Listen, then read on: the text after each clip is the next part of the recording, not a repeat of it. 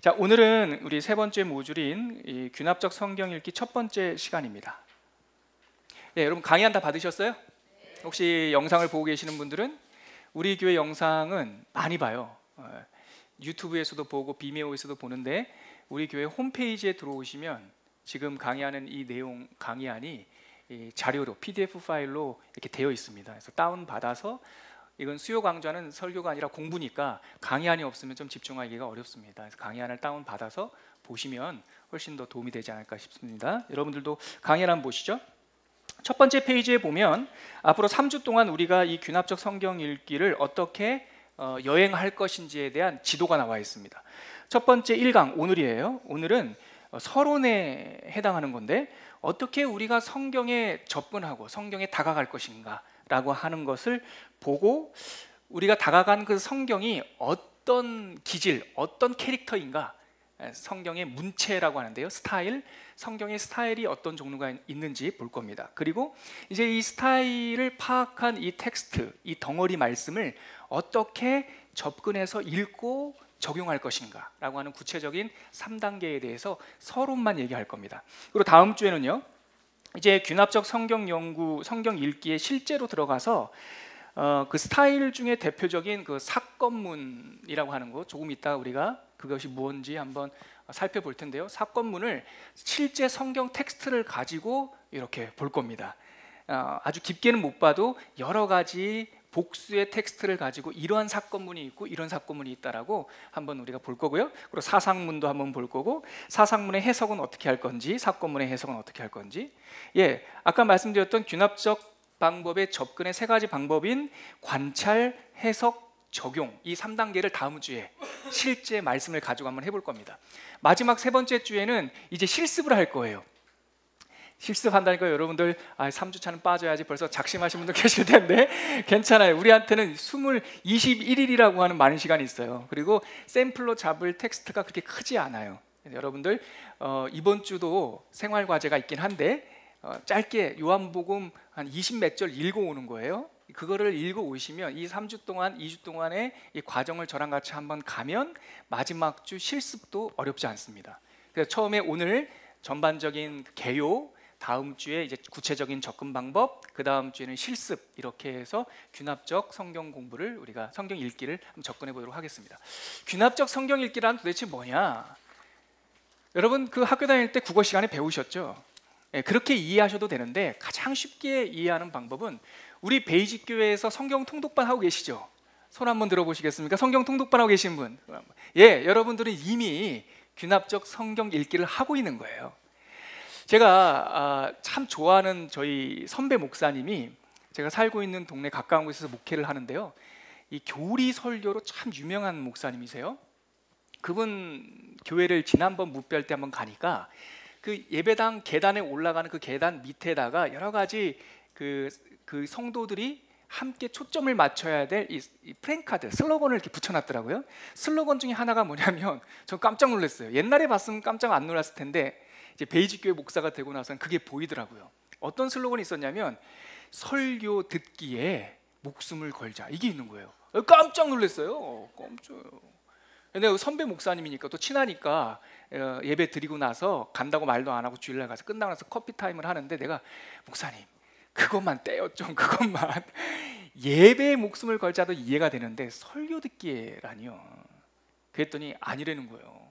그러니까 저는 벌써 우리 선배 목사님과 이 좁힐 수 없는 큰 강의 가운데 흐르고 있는 듯한, 설교 듣기에 목숨을 걸어도 돼요. 사실 그만큼 중요하기도 해요. 근데 설교는 한번 해석된, 좀 이따 살펴볼 연역적 성경 이해의 대표적인 방법이에요.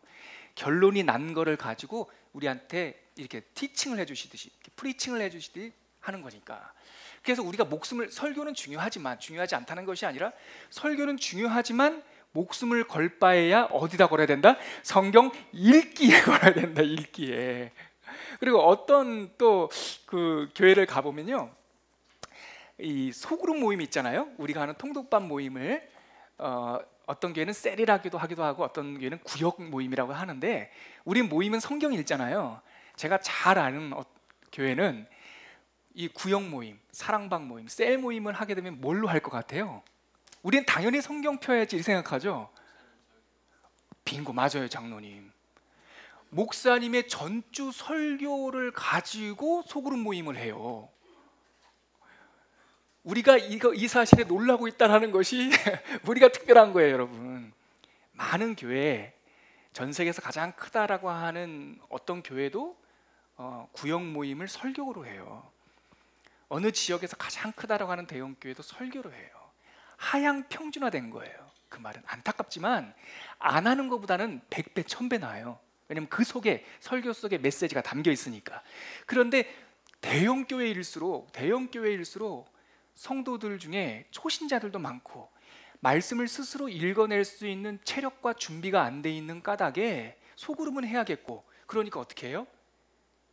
잘 만들어진 첫째, 둘째, 셋째, 뭐뭐 하자, 적용, 밑줄 다 되어 있는 설교를 가지고 한다고요. 그런 거를 뭐라고 하냐면 연역적 접근이라고 해요.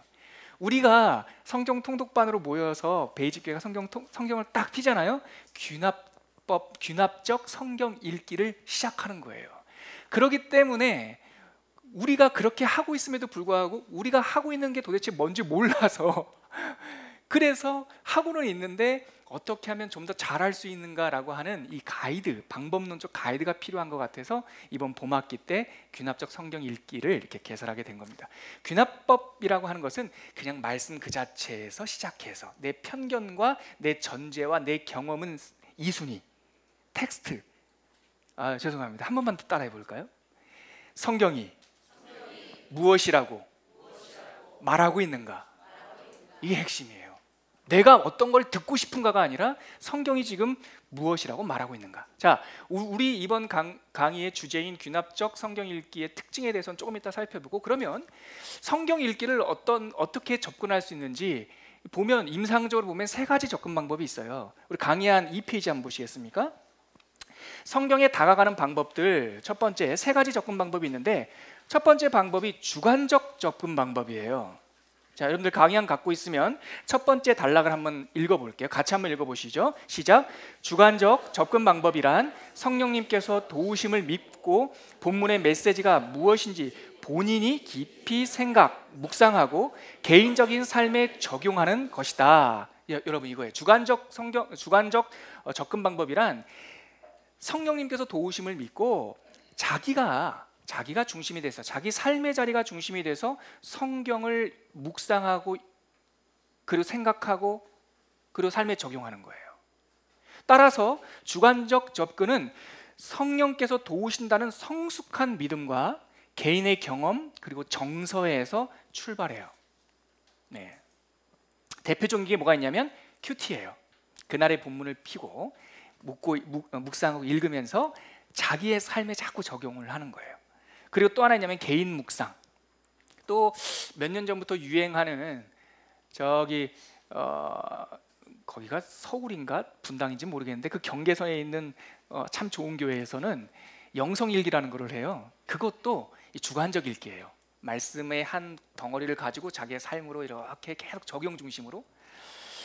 이게 장점이 있어요, 여러분. 그럼 이 장점이 있어요. 뭐냐면요, 누구나 쉽게 할 수 있어요. 그리고 심지어는 성경책이 없어도 할 수 있어요. 한 단락만 딱 가지고 있으면 할 수 있어요. 그리고 어떤 장점이냐면 개인 생활 적용에 아주 도움을 줘요. 그런데 단점이 있습니다. 지나치게 주관적으로 흐를 수 있어요. 우리 사자성어의 아전인수, 자기 논에 물을 대는 식으로 모든 것들을 자기 삶의 이야기로 그냥 다 이렇게 치환해 버리는 거죠. 논리학에서는 이 아전인수에서 발생하는 걸 뭐라고 하냐면 성급한 일반화의 오류, 뭐 이렇게도 얘기해요. 어려워요? 죄송합니다. 이거는 그러면은 삐 처리하고 없어도 돼요. 뭐냐면 성경을 읽고 다 자기 마음 같은 거예요. 그래서 자기한테 막 적용을 하는 거예요. 그리고 어떤 단점이 있냐면 문맥을 또 놓쳐요. 그러니까 한 구절이면 충분해요. 그래서 가끔은 성경을 이해하는데 실수하고 오해할 수가 있어요. 그러면 여러분, 이 주관적 성경 읽기는 불필요한 건가요? 하지 말아야 되나요? 아니에요, 여러분. 이 부분이 굉장히 중요합니다. 주관적 성경 읽기는 유익한 거예요. 이거 필요해요. 이게 무슨 강점이 있냐면 개인 적용에 아주 강력해요. 아무리 읽고 아무리 깨달고 성경 말씀을 달달달 암송한들 그 말씀이 자기와 아무리 상관이 없으면 그게 뭐예요? 없어요.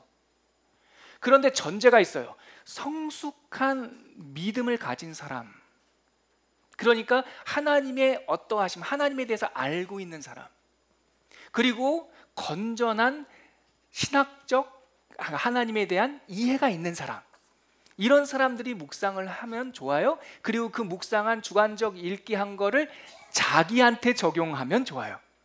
주관적 읽기 해가지고 깨달은 바를 나눈 것까지는 오케이. 쉐어링 할 때 나는 이 말씀을 읽고 이러한 느낌이 들고 이러한 교훈을 받았어요 해서 나는 이제 남편한테 밥 먹어 이렇게 쏘아 붙이지 않기로 마음을 먹었어요. 이건 좋아요. 그런데 그 말씀을 읽고 남편한테 적용할 때가 문제가 돼요. 서로 사랑하라 했으니 그렇지, 저 왼수가 나를 사랑해야 돼, 이렇게 적용하면 이게 자기의 고집을 강화시키게 돼요. 여러분, 가장 힘든 건 뭐냐면 하나님께 들었다면 끝이에요. 아무리 말씀이 그렇게 아닌데 자기가 그렇게 하나님께 들었대요. 주관적 성경 읽기예요. 누가 그 사람을 설득할 수 있냐고요. 주관적 성경 읽기는 말 그대로 주관적, 자기가 읽고 자기가 적용하고 안전하고 건전한 신학적 바탕 위에 성숙한 신앙인이 읽을 때 굉장히 강력합니다. 두 번째 접근 방법은 연역적 접근 방법이 있어요. 제가 아까 서론에서도 말씀드렸듯이 우리 연역적 접근 방법 첫 번째 단락 우리 한번 읽어볼까요? 2번입니다. 같이 읽겠습니다. 시작. 연역적 접근 방법이란 미리 결론을 가지고 본문을 통해 그 결론을 강화하고 확증하는 것이다. 예컨대 하나님은 사랑이시다라는 진리를 성경의 여러 사건과 문장을 통해 확인하고 더 풍부하게 한다.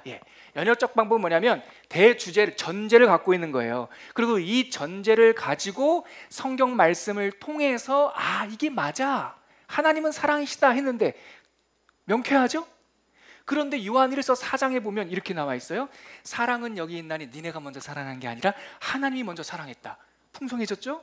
또 4장의 후반부에 가면은 온전한 사랑은 두려움을 내쫓나니, 와, 예수 그리스도의 온전한 사랑이 임하면 우리에 있는 두려움이 사라진다. 그러므로 너희는 서로 사랑하라. 적용까지.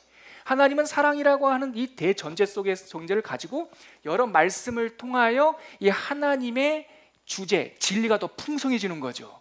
이거 기가 막힌 거예요. 대표적인 이 연역적 성경 읽기가 아까 말씀드렸듯이 설교예요. 우리 대이직교회는 설교조차도 균합적 강해 설교를 해요. 그걸 그러니까 구절 구절 설교라고 하는데 한 구절 한 구절 읽어가면서 조 목사님이나 많은 목사님들이 설교를 강해를 하시죠. 그러다가 어떤 한 구절에서 하나님께서 믿는 자를 굳건하게 하셨다라고 하는 구절이 나왔을 때 그게 하나의 명제잖아요. 그럼 조 목사님이 설교하시다가 그 마디에서는 더 풍성하게 하기 위해서 어디 구절 찾아보시죠. 가시죠. 그 구절 찾아봐서 굳건하게 하신다라는 것이 하나님의 손으로 붙잡는 거구나. 또 한 구절 찾아가시죠. 그랬더니 하나님께서 어떤 구절에 가니까 하나님을 떠나는데, 요한복음에 가니까 아들은 아버지를 떠났는데 아버지는 아들을 포기하지 않고 기다려요. 그러면 하나님께서 이 붙드신다는 사실이 내가 놓을지라도 붙든다라는 것과 더 강화되죠. 그래서 우리 교회 설교는 균합적 틀을 갖고 있지만 어떤 중요한 사실에 대해서는 여러 구절을 갖고 와서 더 풍성하게 해요. 연역적 접근도 좋은 거예요, 여러분. 그리고 이것의 강점은 뭐냐면 성경 공부의 최고예요. 여러분들 중에 혹시 대학교 다닐 때 기독 동아리, CCC, 내비게이터, 조이 선교회 혹시 다녀본 적 있으신 분 기억해 보세요. 거기서 성경 공부하셨죠? 거기에 하나님의 영원하심 1과 1 질문 던지고 옆에 놓고 가로 구절들 놨죠. 질문은 거기서 명제를 스스로 답하게 하고 그 구절들을 찾아서 이게 맞아, 우리는 구원받았어, 나의 노력으로 한 것이 아니라 믿음으로 구원받은 거야. 에베소서 2장 가서 그 믿음은 우리의 노력이 아니라 하나님의 선물이야. 이러면서 믿음으로 구원받는다라고 하는 중요한 주제가 더 풍성해지는 거죠. 이해되시죠? 연역적 성경 읽기의 대표적인 게 설교라고 했는데 그 설교 중에서도 특별히 교리 설교예요. 교리라고 하는 것은 사람들이 만든 것이 아니라 성경, 이게 1500년 창세기서부터 계시록까지 기록 연대 1500년에 걸쳐서 기록된 거예요. 66권이 있어요. 이 성경 속에 곳곳에 녹아있는 하나님의 어떠하심, 예수님의 어떠하심, 인간의 속성, 그리고 하나님의 구원, 성령 하나님, 교회, 종말론, 이런 것들이 여기에 다 녹아져 있어요. 거기서 중요한 엑기스를 뽑아낸 게 교리예요. 그 교리가 하나님의 중요한 진리 명제라고요. 그래서 그 교리를 설교하는 것이 대표적인 연역적 접근이에요. 이거 정말 중요해요. 그리고 배우고 익히는데 아주 도움이 돼요. 그래서 여러분, 주일날 사도행전을 따라서 우리가 성경을 균합적으로 읽고 있죠. 그런데 참 재밌게 사도행전에 나오는 베드로의 설교, 바울의 설교는 다 연역적 설교예요. 자, 기억 떠올려 보세요. 어떻게 연역적 접근은 뭐가 있어야 된다고 그랬어요? 대전제가 있어야 된다고 그랬어요. 다시 말해서 진리를 알아야 돼요. 깨달아야 돼요. 구약 성경만 있을 때는 잘 몰랐어요. 희미했어요. 근데 예수께서 이 땅에 오셔서 말씀이신 호로고스, 그 말씀이신 예수께서 이 땅에 오셔서 그 구약의 성경을 풀어주셔서 구약의 선지자와 시편과 모세 오경에서 지칭한 그 메시아가 바로 나다라는 걸 깨달게 해주셨어요.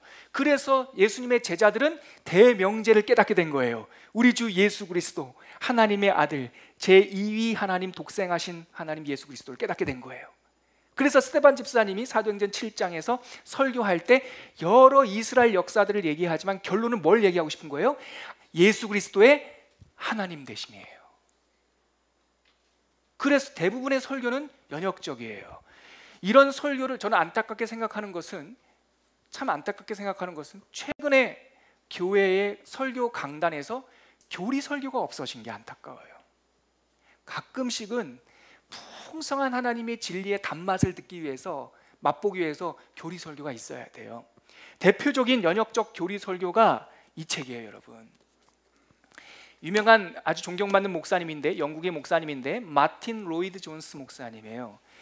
이 책이 이분이 강해 설교, 교리 설교로 유명하신 분이었는데, 이 책이 1952년서부터 1955년까지 약 3년에 걸쳐서 81번 금요일 밤에 웨스턴민스터 교회에서, 영국, 거기서 금요일 밤에 설교하신 거예요.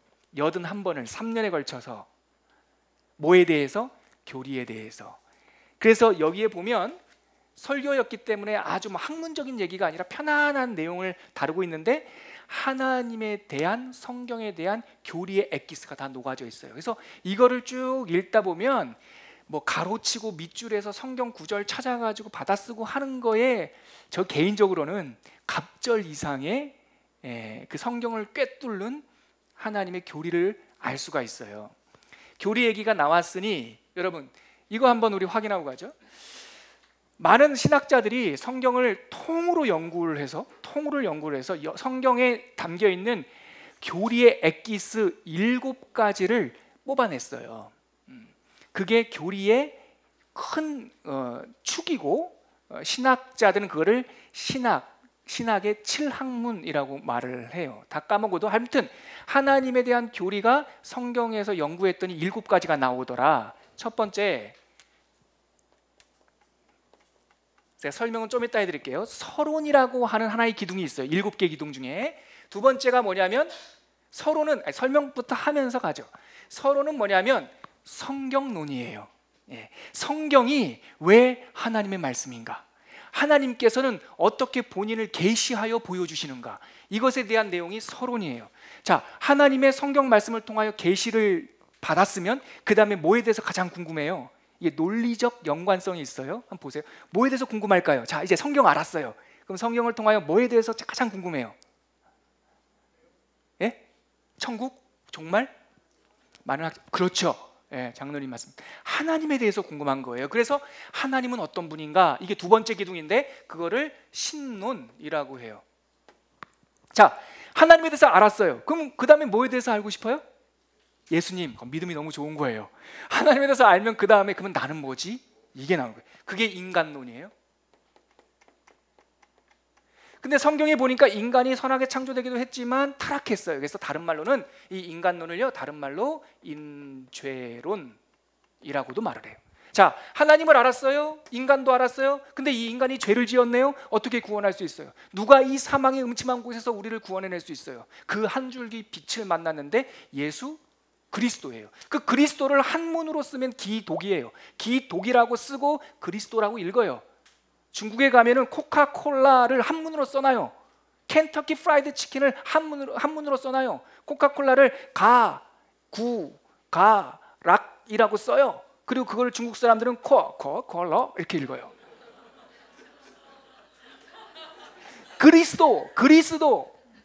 그리스도라는 말, 크라이스트라는 말을 한문으로 음차 표기를 하면 기독이라고 써요. 근데 우리는 그 한문을 중국에서 갖고 오면서 그냥 기독이라고 해요. 그래서 그리스도론, 예수론을 다른 말로 기독론이라고.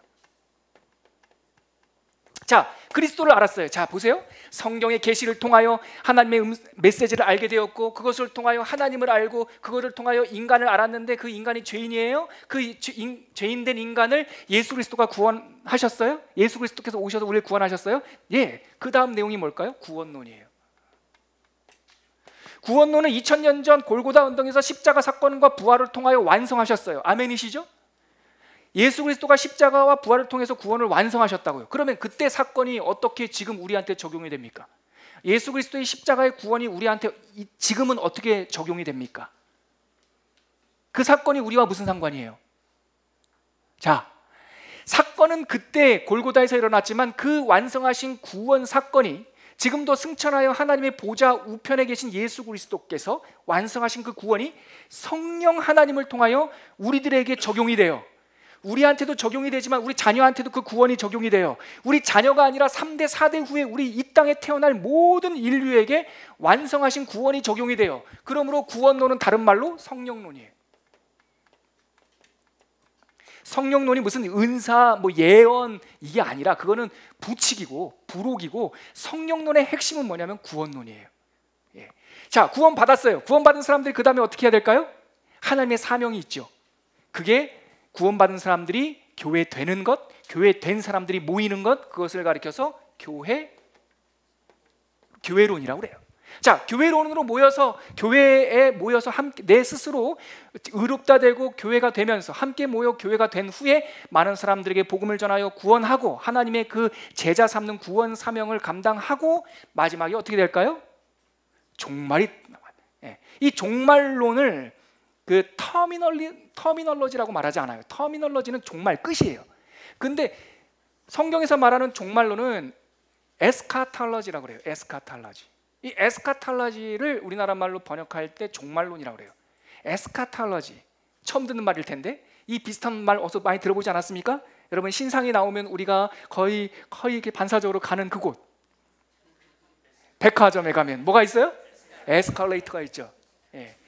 같은 어근을 갖고 있어요. 에스카탈러지라는 말은 올라가는 거예요. 다시 말해서 성경에서 말하는 종말론은 끝이 아니라 천국론이에요. 하나님의 새 예루살렘론이에요. 그래서 이거를 뭐라고 말하냐면, 그래도 학자들은 그냥 종말론이라고 말해요. 자, 보세요. 7개요. 서론, 신론, 인간론, 기독론, 구원론, 교회론, 종말론. 7개의 기둥이 어디에? 성경에 나와 있는 하나님의 메시지를 요약한 거예요. 자, 그래서 이 중에서 여러분들 가장 마음에 드는 거 하나만 선택해 보세요. 7개 중에서.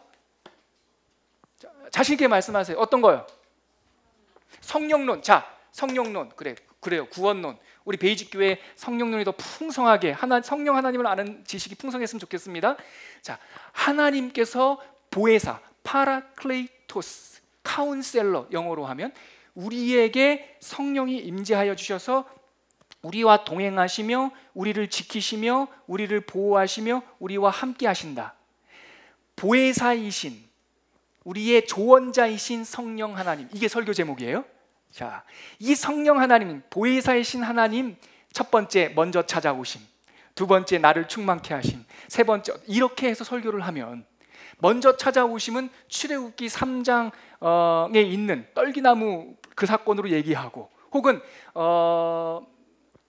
그 삼손의 그 아버지에게 나타났던 그 기묘자, 그렇게 도입할 수 있고, 또 성경 신약 성경에 나오는 예수님이 세례 받으실 때 성령이 비둘기 같이 내려오는 그 텍스트도 갖고 오고, 네. 또 히브리서 가서 성령 회방죄도 갖고 와서 이 하나님, 성령 하나님이 어떠하신가를 여러분들과 나눠요. 이게 무슨 방법이라고요? 연역적 방법이라고요. 연역적 방법은 나쁜 방법이 아니라 참 유익하고 우리가 알고 있는 하나님에 대한 배움, 지식, 하나님을 아는 지식이 더욱더 풍성하고 열매 맺게 하고, 성경을, 이거 좀 어려운 단어인데 들어보셨을 것 같아요. 통시적, 1500년 동안 기록된 성경 창세기에서부터 계시록까지 꿰뚫는 통시적 이해를 갖게 하는 것이 연역적 방법이에요. 좋겠죠? 그럼 연역적 방법으로 하나님을 풍성하게 알려면 뭘 해야 됩니까? 예배 시간에 설교를 통하여 더 풍성한 하나님의 이끄심을 받으면 좋아요. 그래서 연역적 방법이 효과적이려면 뭐가 필요하냐면 성숙한 인도자가 필요해요. 예. 그래서 성숙한 인도자와 함께 가는 거예요. 자, 마지막 세 번째 방법은 귀납적 방법이에요. 넘겨볼게요. 3페이지입니다. 첫 번째 단락을 한번 같이 읽어볼까요? 시작. 귀납적 접근 방법이란 성경이 스스로 말씀하는 내용에 귀를 기울이는 것이다. 이거 밑줄 짝이죠. 그리고 옛날 방식으로 하면 이거 진달래 3개는 꽁꽁꽁 찍어야 되고요. 굉장히 중요한 겁니다. 이걸 가지고 제가 시험을 낸다면 이거는 3점짜리 문제로 낼 것 같아요. 뭐라고요? 성경이 스스로 말씀하는 내용에 귀를 기울이는 것이다. 네, 그 다음 같이 읽을게요. 당연한 말 같지만 어쩌면 가장 많이 놓치는 부분이기도 하다. 따라서 귀납적 방법은 최대한 선입견과 전제를 두지 않고 모든 것을 성경에서 시작하고 지금 이 본문이 무엇을 말하고 있는지 집중한다. 와, 이게 핵심이에요. 그래서 아까도 말씀드렸듯이 주관적 성경 읽기도 참 좋고 연역적 성경 읽기도 참 좋지만 귀납적 성경이야말로 이 연역적 성경 읽기의 근간이에요. 성경을 읽어야 더 풍성하게 할 수 있잖아요. 귀납적 성경 읽기야말로 잘 읽어야 잘 적용할 수 있으니까 주관적 성경 읽기의 근간이 이 귀납적 접근이에요. 이해가 되시죠? 장점이 뭐가 있어요? 같이 한번 읽어볼게요. 시작. 오독과 오해를 풀어준다. 문맥을 충분히 이해하고 말씀의 진의를 알 수 있다. 귀납적 성경 읽기, 다시 말해서 성경의 텍스트에 집중하는 것은 성경의 문맥을 이해할 수 있도록 도와줘요. 예를 한번 찾아볼까요, 여러분? 여기 제가 알고 있기로는 초신자도 계셔요. 여기 교회에 오신 지 얼마 안 되신 분이 계세요. 여러분, 놀랍게도 성경 안에 하나님이 없다라고 하는 문장이 있어요. 성경 안에, 저기 꼴 안에 있는 것도 아니고요, 불경에 있는 것도 아니에요. 이 성경 안에 하나님이 없다라는 말이 있다니까요. 찾아볼까요? 시편 14편 1절일 거예요. 한번 찾아보죠. 어떤 이단이 와가지고요, 이단들은 그런 얘기 많이 하잖아요. 제가 예전에 종로에서 일이 끝나고 집에 가는데 그 늦은 밤에 탄 그 택시 기사님이 여호와의 증인, 아주 독실한 신자였어요. 그래서 집에 갈 때까지 성경 구절 얘기를 하더라고요. 근데 뭔가 조금씩 이상해요. 앞뒤 내용이 없고 요런 구절, 그러니까 뭐 그런 말씀은 안 하셨지만 그때 하셨던 그 대화의 방식, 성경 인용의 방식을 제가 재구성하면 이런 류예요. 그 선생님, 성경에요 하나님이 없다라는 구절이 있어요. 하나님은 없는 거예요. 이런 식이에요. 그러니까 성경에요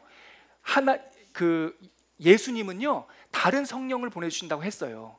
그분이요 미국에 왔어요. 이거예요. 몰몬교가 뭐 다른 거 있나요? 또 그분이 그거예요. 요한계시를 보면요, 형제님, 요한계시한 성경에 보면요 14만 4천 명을 하나님께서 구원하시겠다고 했어요. 아직 자리가 좀 남았어요. 어서 오세요. 우리가 문맥적으로 알다 보면 14만 4천은요 12 곱하기 12 곱하기 1000, 12 완전, 구약의 완전 개념, 12 신약의 완전 개념, 완전수 곱하기 1000, 밀레니엄은 무한대. 이 1000이라는 이게 이제 독일어로 게마트리아라고 하는데 이게 이제 단어의 숫자적 의미를 부여하는 것을 말해요. 그거 이제 우리가 알고 있잖아요. 우린 요한계시록 설교를 들었으니까. 근데 여호와의 증인은요 요한계시록에는 14만 4천 딱 떼가지고 자리가 남았어요. 얼른 오세요예요. 그거나 성경에 하나님이 없다라는 구절이 있어요. 하나님은 없는 거예요. 그거랑 뭐가 다르냔 말이죠. 어떻게 하면 그러면 이 문맥 참 진의를 알 수 있을까요? 찾아보는 거예요. 시편 14편 1절 가보시죠. 같이 읽을게요. 시작. 어리석은 자는 그의 마음에 이르기를 하나님이 없다 하는도다. 아하, 하나님이 없다라는 구절이 있긴 있네요. 여기다 밑줄 치면 안 됩니다, 여러분. 그 앞에 거에 밑줄 쳐야 돼요. 어리석은 자가 말이에요. 이거를 원래 성경에 보면 우둔한 자, 이걸 히브리어 두 번째 뜻에 보면 짐승, 감각 없는 자, 그 뜻이에요. 신약 성경에 감각 없는 자가 돼요, 우둔한 자가 돼요, 미련한 자가 돼요, 어리석은 자가 돼요. 다 같은 말이에요. 근데 그 뜻이 뭐라고요? 감각이 없어요. 다른 말로요, 죽은 존재예요. 영적으로 죽은 자가 말하기를 하나님이 없다 하는도다. 그 다음 구절 볼까요? 이 그들은 누구예요? 그들은 어리석은 자, 죽은 자, 감각 없는 자, 미련한 자. 이들은 뭐라고 말해요? 부패하고 죽었네요, 썩었네요. 그 행실이 가증하네요. 자기가 진짜가 없네요. 그 다음에요, 선을 행하는 자가 없도다. 선이 뭘까요? 이런단 말이죠. 또 그럼 성경에 찾아봐야죠. 선이란 단어가 제일 먼저 나오는 게 창세기 1장이에요, 여러분. 근데 그 창세기 1장을 번역할 때는 선이란 단어를 안 쓰고 보시기에 좋았더라라는 단어를 써요. 근데 그게 히브리어로 원래는 선이란 뜻이에요. 그러니까 선을 행하는 자가 없도다라는 뜻이 뭐예요? 하나님께서 보시기에 좋은 게 하나도 없어요. 그런 사람들은 뭐라고 말한다고요? 하나님이 없다. 자, 성경을 보니까 한 단어 문장은 하나님이 없다지만 앞뒤 문맥을 보니까 야, 이거는 죽은 사람의 절망을 표현하는 시예요. 그렇죠? 좀 더 어려운 예문 한번 찾아볼까요? 여러분들 그런 개업식 가면 이런 액자 많이 보지 않았습니까? 같이 이럴 때 이제 콘서트장에서 Say Everybody 하는데 뭐라 하죠? 우리가 개업식 가면 늘 보는 구절, 내가 암송하고 싶지 않아도 늘 암송되어진 구절, 내 시작은 미약하였으나 내 나중은 심히 창대하리라. 이게 욥기 8장 7절에 나오는 거예요. 그러니까 얼마나 위로가 됩니까? 내 시작은 미약하였으나 나중은 창대하리라. 그럴 때는 세게 아멘 막 이러죠. 근데 그게 누가 한 말입니까? 문맥을 쫓아보고 내용을 좀 넓게 보면 그게 수아 사람 빌닷이라는 사람이 한 거예요. 이 사람이 와가지고요, 하나님을 의지하지 않고 자연 신론 도덕주의적 관점에서 조금만 참으면 잘 될 거야, 캐세라세라, 잘 될 거야, 좋은 게 좋은 거지, 조금만 참어. 여러분, 정말 권면하고 싶은 거는 어려움을 당한 성도의 그 침상, 그 누워있는 병상 앞에 가서 함부로 그거 좀 절제해야 될 것 같아요. 차라리 그와 함께 가슴 아파하고 애통해하면서 내 마음속에 그게 정말 아련하게 밀려오면 그럴 때 진심을 가지고 한마디 위로해야지. 다 잘 될 거예요, 다 잘 될 거예요, 그러면 안 돼요. 이것 때문에 나중에 빌닷이 책망받아요, 요 하나님한테. 그래서 하나님께서 욥에게 진리를 보여주신 이후에 이 세 명의 친구들을 위하여 번제를 드리게 해요. 그러니까 책망받은 구절이에요. 근데 이거 액자로 딱 붙여놓잖아요. 그러면 안 돼요. 그러면 이 구절 말고 개업식 때 줄만한 좋은 구절은 뭐가 있을까요? 이것도 7절이에요. 무슨 7절요? 갈라디아서 6장 7절이에요. 한번 찾아보실래요? 저는 이 말씀이 참 좋아요. 그래서 정말 그 개업하시는 분 있으면 이 6장 7절 말씀을 드리고 싶어요. 갈라디아서 6장 7절 같이 찾으셨으면 읽어볼까요? 시작. 스스로 속이지 말라. 하나님은 없인 여김을 받지 아니하시나니 사람이 무엇으로 심든지 그대로 거두리라. 이 구절 기니까 문맥을 우리가 이해했으니까 액자로 만든다면 사람이 무엇으로 심든지 그대로 거두리라. 저는 이 구절을 선물하고 싶어요. 여기서 말하는 사람은 신자예요. 이미 미련한 사람, 감각 없는 사람, 죽은 사람을 말하는 것이 아니라 소생한 사람. 이 사람들은 뭐 한다고요? 심으면 거둔다라는 거예요, 여러분. 별거 아닌 것 같지만 이게 얼마나 큰 감동인지 아십니까? 심으면 거둘 수 있다고요. 뿌리면 나지 아니할까 근심하지만 거두리로다, 거두리로다. 기쁨으로 단을 거두리로다. 살아갈 힘이 여기 있는 거예요. 그래서 어떤 분이 개업을 할 때 성실하십시오. 최선을 다하십시오. 하나님을 경외하는 사람처럼 다른 일반적인 사람들의 갑절로 주 그리스도의 교양을 전해 주십시오. 당신이 심은 그 선행과 당신이 심은 그 눈물의 기도와 당신이 심은 그 선행이 결국 하나님께서 보시고 거두게 하실 것입니다. 이거 이상 더 큰 위로가 어디 있어요? 이거는 욥기 8장 7절보다 더 좋은 말씀이에요. 이런 말씀으로 축복해 주세요. 네, 뭐 또 귀납자 성경 읽기를 하면 좋은 게 뭐가 있냐면 그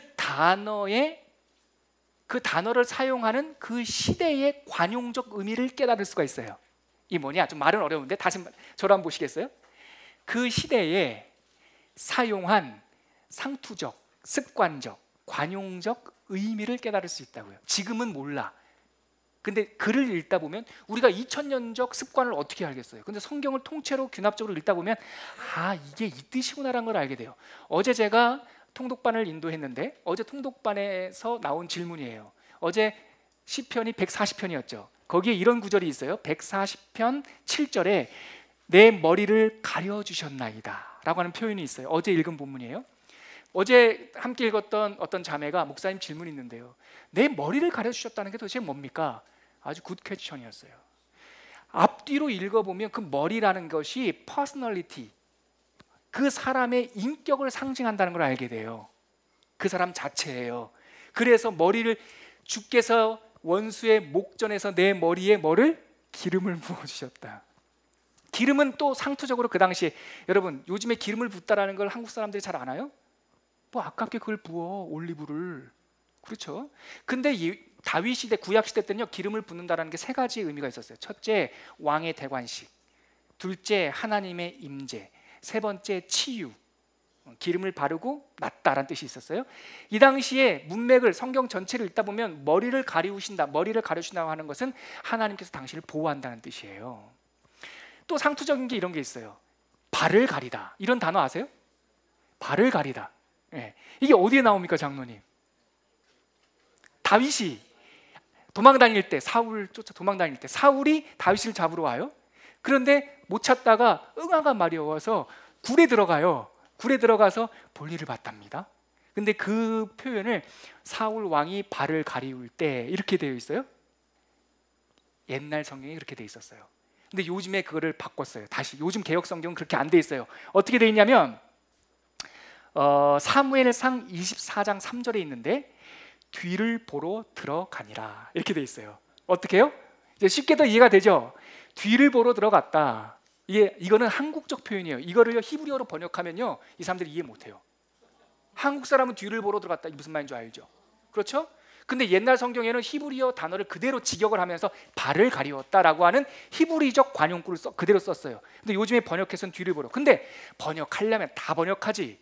아직도 이 성경에 발을 가리웠다라는 상투적 표현을 그대로 다시 고치지 않은 구절이 있어요. 그게 사사기에 나와요. 한번 찾아볼까요? 사사기 3장 24절.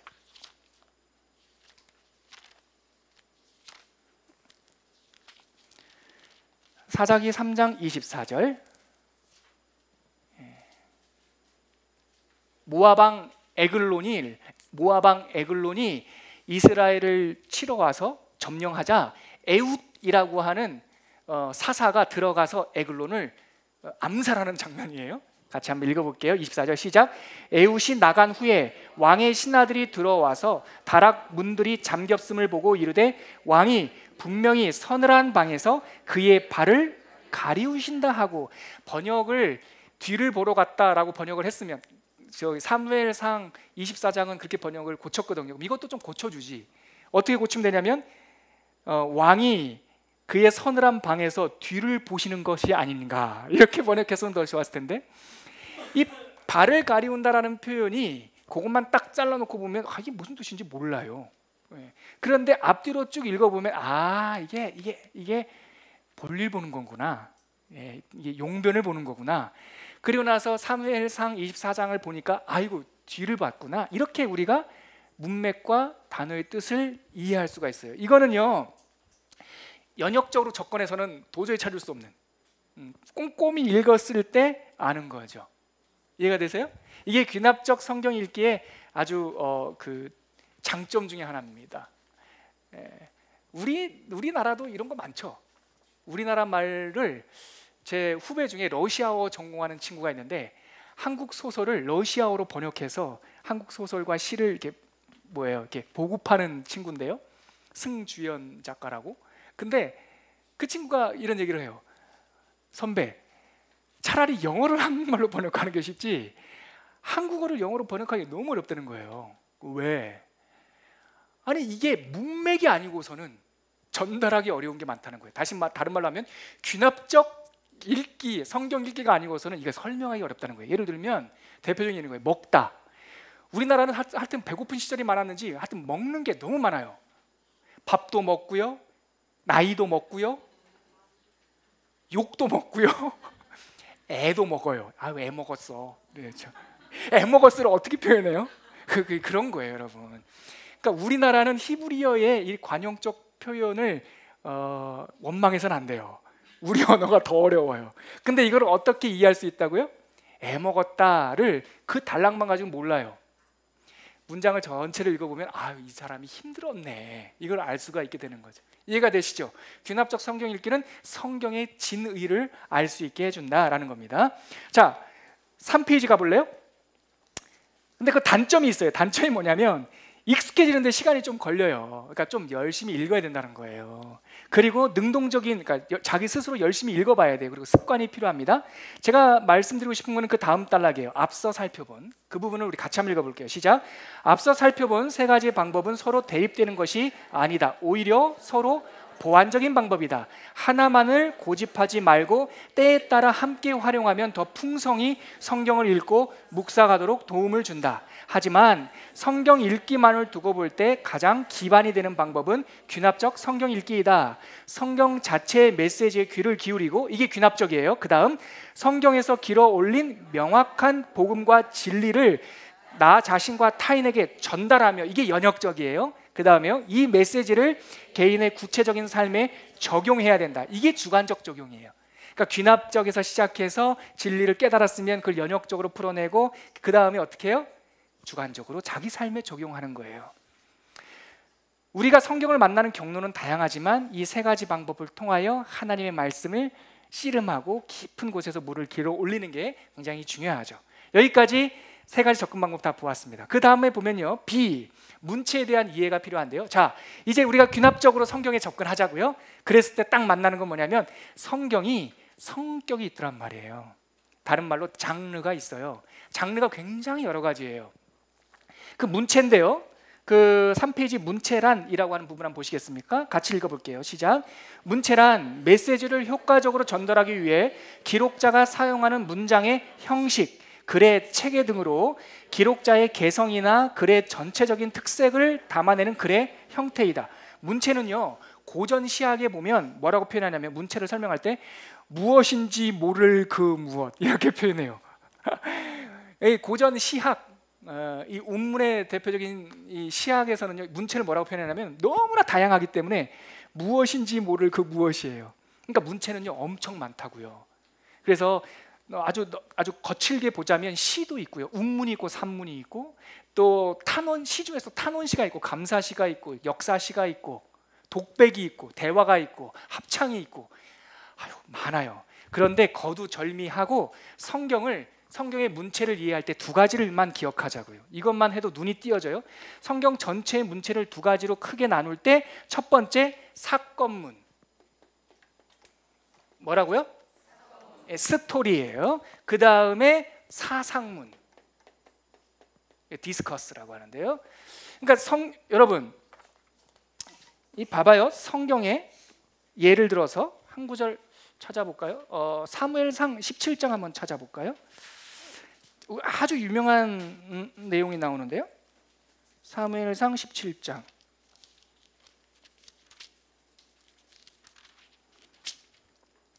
보면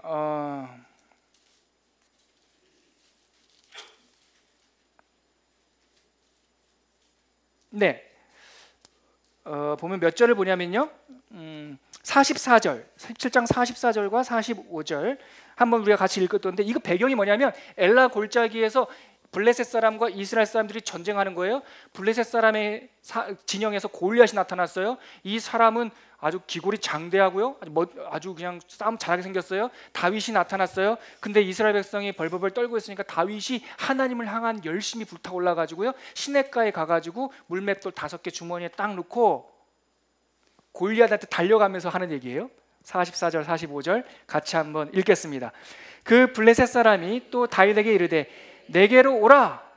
내가 네 살을 공중의 새들과 들짐승에게 주리라 하는지라. 어우 무서워라. 어우 무서워라. 이건 골리앗이 하는 말이에요. 그 다음 45절 시작. 다윗이 블레셋 사람에게 이르되 너는 칼과 창과 단창으로 내게 나아오거니와 나는 만군의 여호와의 이름 곧 네가 모욕하는 이스라엘 군대의 하나님의 이름으로 내게 가노라 선포하고 46절 오늘 여호와께서 너를 내 손에 넘기시리니 내가 너를 쳐서 내 목을 베고 블레셋 군대의 시체를 오늘 공중의 새와 땅의 들짐승에게 주어 온 땅으로 이스라엘의 하나님이 계신 줄 알게 하겠고, 그 다음에 쭉 가서 49절 읽을게요. 시작. 손을 주머니에 넣어 돌을 가지고 물매로 던져 블레셋 사람의 이마를 치매 돌이 그의 이마에 박히니 땅에 엎드러지니라. 다윗이 물매 주머니에 손을 넣어가지고 돌을 물매를 돌려가지고 팍 던졌더니 골리앗 이마에 정통으로 맞아가지고 한 방에 즉사를 했어요. 이게 뭐예요 지금?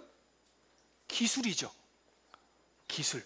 아니, 테크닉이 아니라 이게 내러티브예요. 내러티브. 지금 어떠한 사건을 기술하고 있는 거예요. 근데 뭘 기술하고 있어요? 마음을 기술하고 있어요? 생각을 기술하고 있어요? 아니면 사건을 기술하고 있어요? 사건을 기술하고 있는 걸 사건문이라고 그래요. 근데 기술을 해요. 내러티브가 있어요. 근데 그 내러티브가 내 마음, 나 너 사랑해, 얼만큼, 하늘과 땅만큼, 이런 거는 사상문이라고 그래요.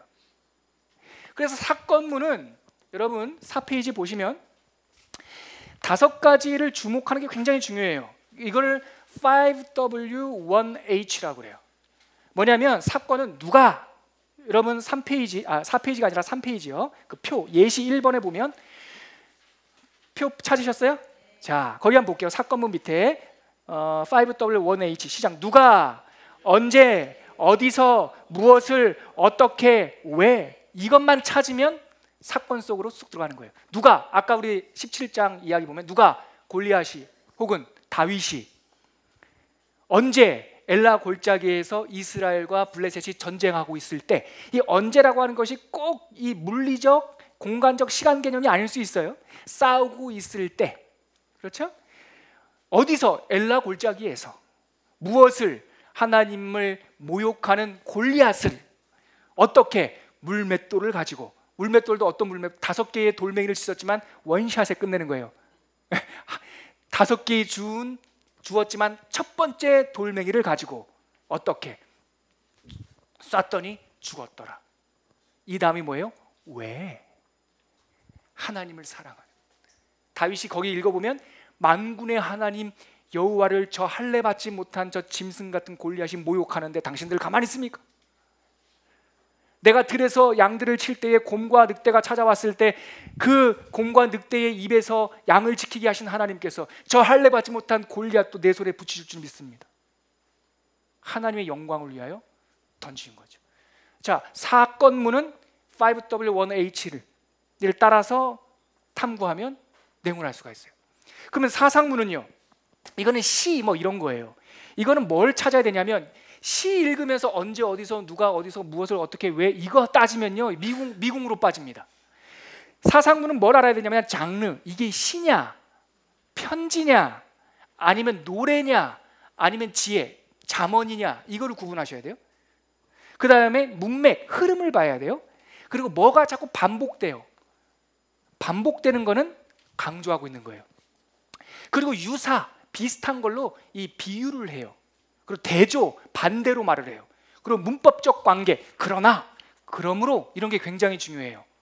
로마서 8장 여러분들 유명하지 않습니까? 그러므로 이로 시작하잖아요. 이제 그리스도 예수 안에 있는 자에게는 결코 정죄함이 없나니 그러므로 결론이에요. 그러니까 7장까지 무슨 얘기를 한 거예요. 근데 그러므로 하고 결론이 딱 떨어지는 거예요. 그러나 그리 아니하실지라도, 이건 역접이죠. 자, 사상문을 읽을 때는 어떻게 한다고요? 반복되는 단어, 흐름, 강조, 문법 이런 걸 보면 참 좋아요. 시간이 벌써 저렇게 됐네요. 제가 샘플을 갖고 왔는데요. 그 다음에 이 4페이지를 보세요. 제가 이 내러티브가 스토리와 디스커스로 나눠지고 사건문은 어떻게 구성되고 하는 거가 미국 사이트에 보니까 있더라고요. 참고만 하세요. 이렇게 구성이 됩니다. 이거 몰라도 됩니다. 3페이지에 있는 것만 아셔도 됩니다. 자, 사건문 밑에 보면 예문으로 갖고 온 게 최근에 일어났던 그 웬비어 미국으로 송환됐지만 죽었어요. 이게 기사문이에요. 기사문. 여기에 보면 언제, 어디서, 누가, 무엇을, 어떻게, 왜, 이 내용이 다 나와요. 오늘 했어야 되는데 시간이 없어가지고 넘어갈게요. 자, 넘길게요. 사상문은요, 똑같은 이 웬비어 이야기를 가지고 사설이 있어요. 사설은 사상문이에요.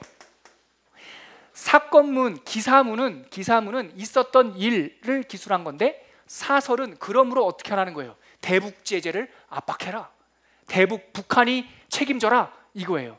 그러므로 성경에 보면, 서신서에 보면 너희들은 장부처럼 굳건히 서라.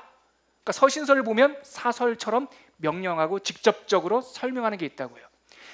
자, 사건문은 쉬워요, 여러분. 형태가 하나니까. 근데 사상문은요, 편지도 있고 사설도 있고 뭐가 있냐면 참 어렵게 생각하는 게, 어렵고도 쉬운 게 시편이에요. 자, 시 한번 보죠. 제가 세상에 있는 일반적인 우리가 배운, 고등학교 때 배운 시를 한 편 갖고 왔는데, 이 시를 보면서 사상문을 읽는 하나의 툴을 알 수가 있어요. 시간이 됐지만 이거 한 번만 읽어보죠. 예문 3번 한번 보세요. 진달래꽃. 같이 한번 읽어볼까요? 시작. 나보기가 역겨워 가실 때에는 말없이 고이 보내 드리우리다. 연변의 약산 진달래꽃 아름따다 가실 길에 뿌리우리다. 가시는 걸음걸음 노인 그 꽃을 지려밟고 가시옵소서. 나보기가 역겨워 가실 때에는 죽어도 아니 눈물 흘리우리다. 이게 성경이라고 치자고요. 이게 성경이라고 치면 시편에 이런 거 많아요, 여러분. 여기서 이게 사상문이에요. 여기서 강조되는 게 뭡니까? 주제가 뭘까요? 상황이 뭐예요? 반복되는 게 있잖아요. 각 연마다 1년에도 가실 때에는 동그라미, 2년에도 가실 길에 동그라미, 3년에도 가시는 길 동그라미, 4년에도 가실 때에는. 자, 그러므로 마치 국어 시간이 돼버렸네요. 김소월 선생님의 이 진달래꽃의 심상은 뭐다? 상황은 이 화자가 처한, 이 말하는 자가 처한 상황이 뭐다? 이별이죠. 그런데 억누르고 있죠. 그 슬픔을 반어적으로 꽃을 뿌리는 것으로 슬픔을 극대화하고 있죠. 시편을 이렇게 쫙 읽으면 다윗이 말하는 게 뭔지가 보여요. 또 하나, 그 다음 내 마음 보실래요? 이건 읽지 않고 눈으로 한번 보시죠. 내 마음은 김동명 선생님 시인데, 내 마음은 호수요. 이거는 비유예요. 직유. 자기가 말하고 싶은 마음을 호수로 비유하는 거예요. 그런데 반복이 어디 있냐면 2년 가보세요. 내 마음은 촛불이에요. 그리고 3년에 가니까 내 마음은 나그네예요. 4년에 가니까 내 마음은 낙엽이에요. 이게 히브리 문법에 나와 있는 비교 평행법이라는 거예요. 나중에 시편을 보면 제가 다음 시간에 설명해 드릴게요. 내 마음이라는 것을 갖다 대면서 처음에는 호수 동그라미, 그 다음에 촛불 동그라미, 나그네 동그라미, 낙엽 동그라미. 그러면 호수와 촛불과 나그네와 낙엽, 여기에 공통적인 심상이 있다고요. 쓸쓸함이에요. 쓸쓸함이에요. 그런데 뭐래요? 그대 저오. 두 번째 연애는요, 그대 문을 닫아주오. 끄지 말아달라는 거죠. 세 번째 뭐예요? 그대 피리를 불어주오. 사연에서는 그대 뜰에 머무르게 하오. 뭐예요? 쓸쓸한 나의 마음에 누군가를 초청하고 있잖아요. 이게 시편에 있다니까요. 다윗이 하나님께 노래하면서, 하나님, 저는 버러지와 같아요. 하나님께서 나를 어떻게 해주세요. 이런 반복이 있어요. 그런데 또 형태적으로, 문법적으로 보세요. 거기 보면 1년에 3행을 보세요. 나는 그대의 흰 그림자를 안고, 컴마 찍혀 있죠. 그리고 나서 뭐라고 돼 있어요? 옷같이. 문장을 완성하지 않았어요. 옷같이. 근데 2년에 3년 보세요. 고요히. 3년에 3행을 보면 호젓이. 4년에 3행을 보면 외로히. 자, 옷같이, 고요히, 호젓이, 외로히. 본인이 직유로, 은유로 표현한 자기의 마음을 아주 직설적으로 강조하고 있네요. 그것도 비문으로. 시편에 보면 그런 게 너무 많아요. 문장을 완성하지 않고 뜬금없이 딱 하는 거죠. 문드라 머리를 들지어다. 영광의 왕이 들어갈지. 그 문이 누구예요? 비유되고 있죠. 나의 마음이 아니요. 문맥을 다 읽어보면 우리 금방 깨달을 거예요. 세상의 군왕들이에요. 왕이 승정가처럼 쫙 들어가는데 세상의 왕들아 문을 들으라는 거예요. 가로막지 말라는 거예요. 그런 내용들, 시를 읽을 수 있다면 시편을 읽을 수 있습니다. 신문 기사를 읽을 수 있다면 사건문을 읽을 수 있습니다. 사설을 읽고 이게 뭐구나 라는 걸 알 수 있다면 신약의 12편의 서신서를 다 읽고 묵상할 수 있습니다. 다음 주에 좀 더 구체적으로 우리가 살펴보도록 하죠. 함께 같이 기도하겠습니다. 여러분, 제가 첫 번째 강의를 시작하면서 여러분들에게 예수님께서 하신 약속을 인용했어요. 예수님께서 이렇게 말씀하셨습니다. 보혜사 성령을 너에게 보내줄 텐데 성령이 너에게 임하면, 찾아오면 내가 너희들에게 말한 것들을 생각나게 하리라. 성경 읽기의 최고의 황금키는 뭐냐면 성령 충만이에요. 귀납적 방법, 연역적 방법, 주관적 방법 다 방법적 접근이에요. 성령이 없으면 읽어낼 수 없어요. 세상 글과 달라요. 이 시간에 함께 기도할 때 하나님, 우리에게 성령의 충만함을 허락하여 주십시오. 성령이 오셔서 깨닫게 해주십시오. 성령을 통하여 레마의 음성을 듣게 해주십시오. 이 기도 제목으로 함께 잠시 기도하도록 하겠습니다. 기도하겠습니다. 하나님 감사합니다. 하나님의 성경 말씀을 우리가 어떻게 친근하게 읽고 진의로 읽고 아버지의 메시지를 읽어낼 수 있을지에 대하여 우리가 잠시 묵상을 했습니다. 하나님, 이러한 세상의 지혜를 동원해서라도 말씀에 다가가게 하여 주시고 하나님의 말씀을 더욱더 친근히 알게 하여 주시고 하나님의 말씀을 깨달아서 삶의 능력이 되는 하나님의 메시지, 하나님의 예언서, 하나님의 계시로 받아들일 수 있는 우리가 되게 하여 주시옵소서. 성령 하나님, 우리에게 와 주시옵소서. 말씀을 펼 때마다 하늘이 열리게 하여 주시옵소서. 말씀을 읽을 때마다 그 말씀이 우리를 읽어 나가게 하여 주시옵소서. 그리하여 내 삶의 빛과 등이 되는 하나님의 계시된 말씀을 만나게 하여 주옵소서. 예수님의 이름으로 기도합니다. 아멘.